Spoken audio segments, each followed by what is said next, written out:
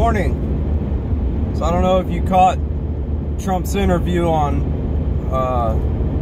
Sunday Morning Futures with Maria Bartiromo on Sunday, but he brought up a very good point that I think everybody in the country is wondering. Where is the FBI? Where's the DOJ with this election fraud? It's just so obvious. Anybody who's not totally biased and just doesn't want to look at the information or the evidence, it's very clear. So where is the FBI? Where is the DOJ? Where is our federal law enforcement that's supposed to investigate these kind of things? Just think about what these politicians can get away with as opposed to you or I, the common man. You know, we can't run a red light or drive by a cop with our seatbelt off without sweating, right? And these politicians, figuratively speaking, they run red lights all day long. That's all they do. It's like they have qualified immunity from crime. It's really disheartening, especially if they're able to get away with this. I'll lose faith in federal elections. You should too. Because the candidate that the American people tried to put in office, it'll have been stolen from it.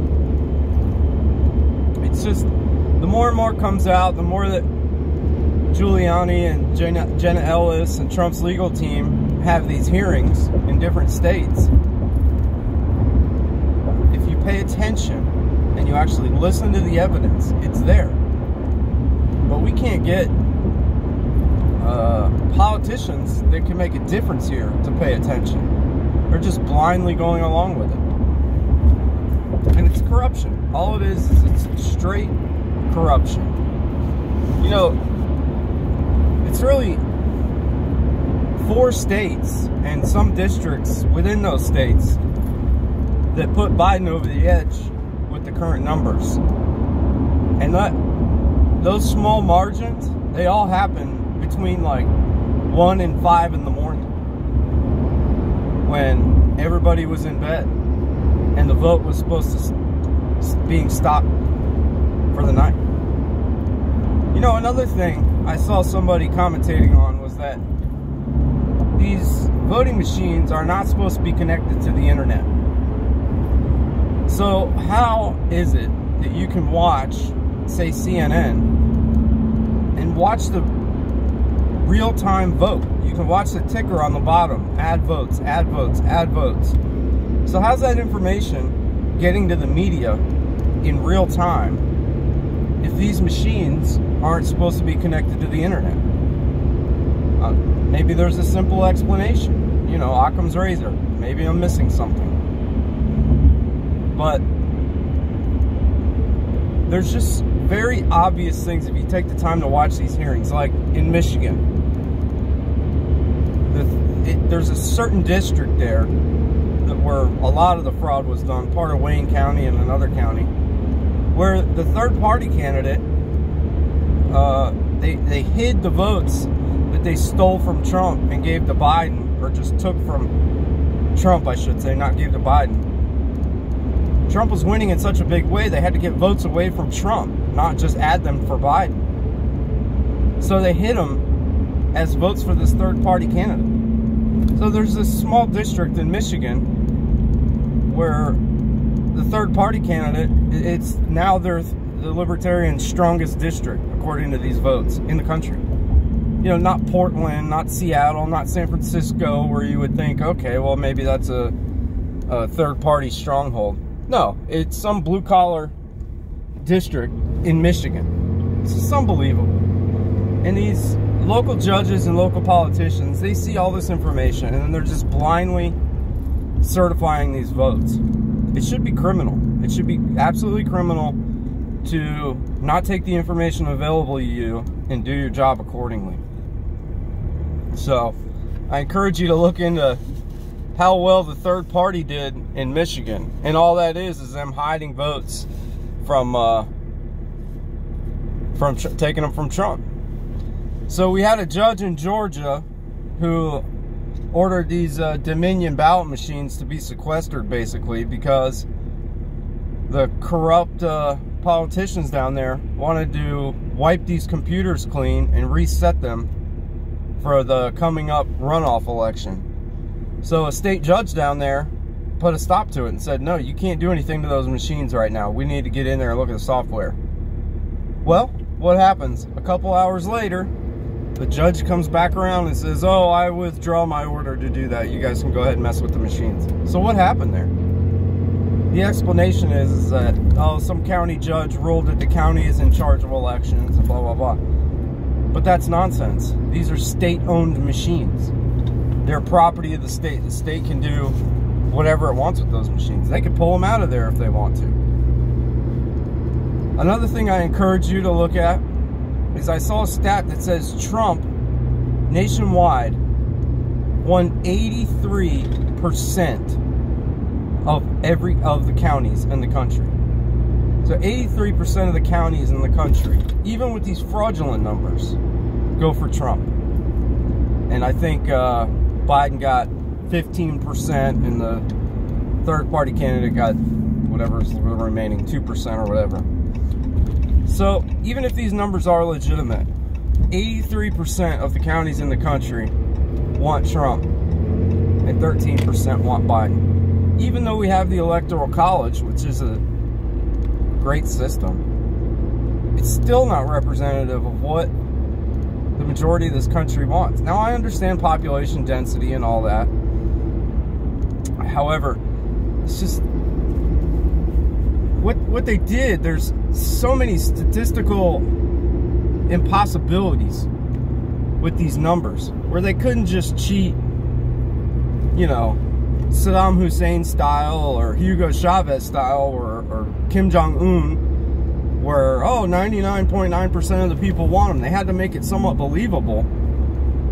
And but they didn't anticipate Trump to be up in such a big way.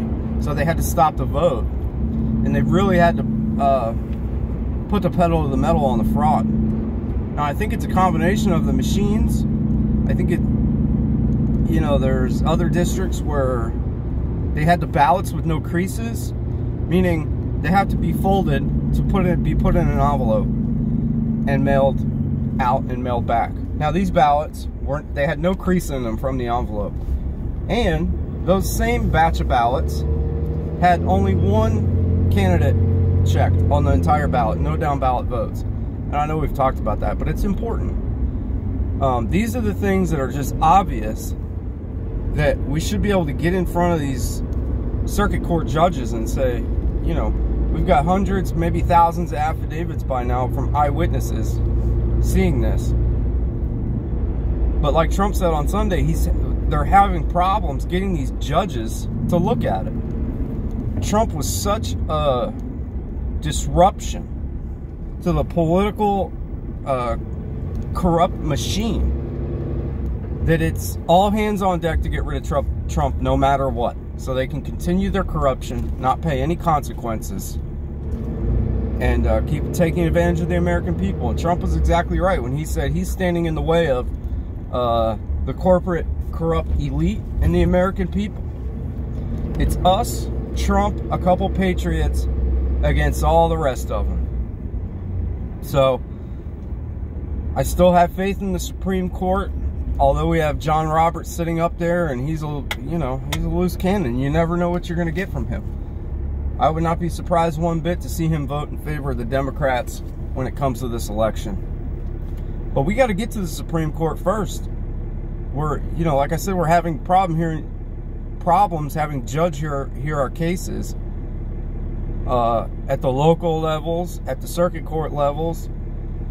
So hopefully we can get the Supreme Court to even hear these different cases. We're running out of time, you know, and we've got people like Lynn Wood and Sidney Powell, who I think they're doing a great job, and I think they're patriots. But Lynn Wood is just discrediting himself by everything he's tweeting now is some Q stuff. You know, it's a quote from Q.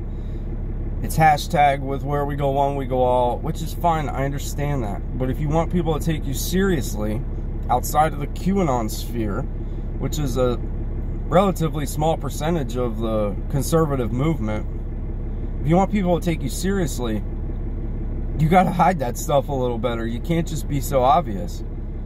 So I don't know if he's if that's a fundraising tactic for his law firm or what it is, but Lynn Wood, I think, needs to calm down a little bit with all this Q stuff. It's not helping us, and it's discrediting a lot of our stuff, because people can just say, well, that's crazy Q stuff. So in Arizona yesterday, Giuliani and Jen Ellis had another hearing with some great patriots that provided evidence. They had statistical analysts, you know, experts up there, basically showing all these trends with the ballots and the votes, saying these are impossibilities statistically. You know, and the Republican legislature up there was kind of on board with it, and they were happy with the information that was provided. Now it's a matter of, where do we go from here? Is this going to be like the hearings with the big tech tyrants, where we have this great hearing and you know, Mike Kelly and Ted Cruz have a couple great sound bites and then nothing's done about it? Or are these hearings, are things going to come out of these hearings? Are we going to have some success in actually stopping this fraud? Unlike with the big tech tyrants, who we get you know, every 6 months or every 8 months we get a great hearing and everybody cheers on Ted Cruz, and then Twitter and Facebook and all them, they just double down on their censorship. So we'll see if something comes out of this. If not, I'm gonna lose all faith in the feds, and I don't know where that leaves us. It's really disheartening, considering what our forefathers and our ancestors shed blood for is being given away to corruption. So hopefully there's enough good people left in meaningful positions that can do something about it. I encourage you, again, to call your local representatives, call out-of-state representatives, just put the pressure on them. They will act if they think the people are paying attention, if they think the people will hold them accountable at the polls. And hopefully we can get this turned in the right direction and get Trump reelected, and people can actually pay the price criminally. I don't have a lot of faith. You know, people like Hillary Clinton, who it's obvious she's a criminal, they don't get held accountable. But like I said in the beginning of this video, we drive down the street without our seatbelt on, pass a police officer, and we start sweating bullets. These politicians, they don't even think about the law. They know they're immune. They know it's so corrupt they can buy their way out of anything. And it's not okay. We're going to be no different than the rest of the world. We'll implode from within and then welcome in the United Nations using the China model. Hope that doesn't happen, but it's time for the American people to speak up. Call your local representatives. Watch Rudy Giuliani and Jenna Ellis and all these witnesses. See what they're saying so you can have a valid argument when you get in these discussions. We got to flip some of these moderate Democrats and get the American people on board with the Trump movement and what they're trying to do legally here. So say a couple prayers, do your research, call your representatives.